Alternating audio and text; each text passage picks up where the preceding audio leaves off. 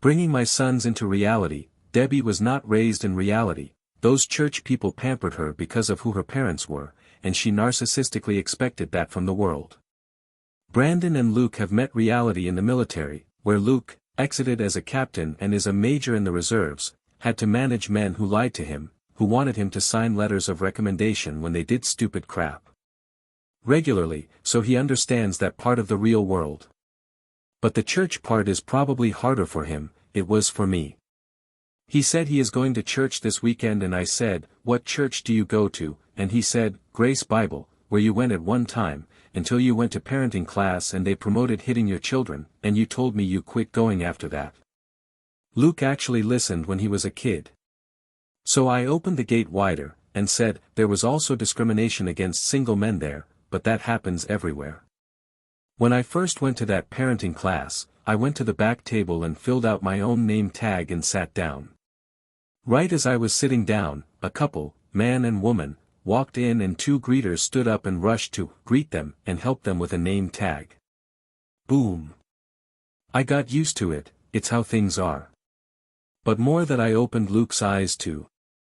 I said, there was a great preacher there, good messages, good delivery, and then one day all of a sudden he was gone, not there anymore.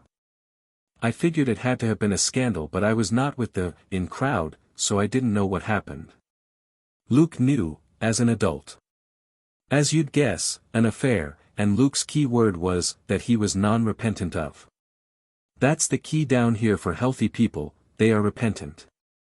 Psychopaths laugh at the harm they cause. I said, Luke, the pastor I grew up with from 1956 to about 1986, Dr. Harold Odom, they had to run him off for hitting on all the ladies in 1986, his youngest daughter took her own life, and his son spent a lot of prison time for killing too many people with a vehicle while drunk.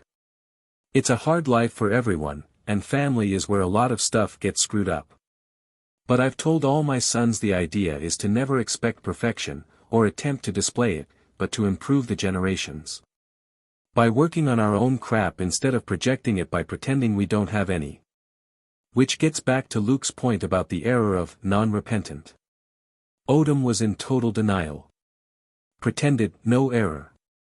At the hearing where they dismissed him, when they brought up his aggression towards Marshall Legrand, he pretended he didn't know who she was. Is that the lady who? And he described her as though he wasn't sure who she was, when he'd take wine and cheese to her home. Harold figured out when the doctors were at work and made sure he visited their homes when they were not there. Like Peter lied denying he knew Jesus, we fear incrimination, but aggressively gossip about others to exalt ourselves. It's okay to live in the truth, and required, but when we can't face our own truth, the log in the eye thing, it gets very sick. Sick stuff. In the end, no secrets are hid and I've got a buttload of crap, as most folks do. The key down here is confession, not denial. Those who are in denial need help. Not the ones who are confessing. Part of the wounds from trauma, the effect on the psyche, is feeling powerless. The trauma responses are fight, flight, freeze, or fawn. The 4 Fs. These responses are developed in childhood, and then carry into adulthood as patterns of how we deal with things, and they end up being personality disorders. Rooted in what we did to survive.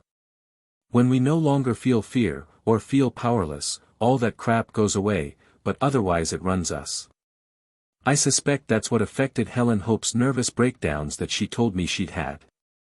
And our mother masks her wounds by a hard authoritarian facade. And for that I have great compassion. Though I've had to give back to her stuff she projects for me to carry, as though it never happened, which keeps her from having to confess it as error. When I asked our mother to stop screaming at me as an adult, she used the same tactic David used when he tickled Brandon until he cried. What tactic? She shamed the person who had the problem with her abusive behavior. I'm sorry you get your feelings hurt so easily, is a shaming statement, making your victim the bad guy, so she won't have to confess and repent. David's comment to Brandon, stop crying, crybaby, you are not hurt.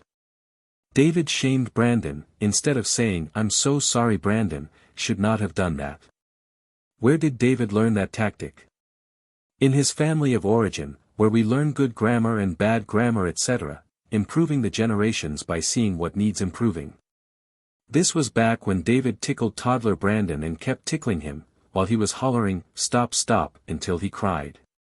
David probably felt convicted, but instead of owning it, confessing, he shamed Brandon. David didn't read a rule book on how to do this, he learned grammar, learned it by being around it. And we all knee-jerk a lot of crap, including me. We have to see what's wrong with this picture, and articulate that, name it, to change maladaptive patterns that we learned.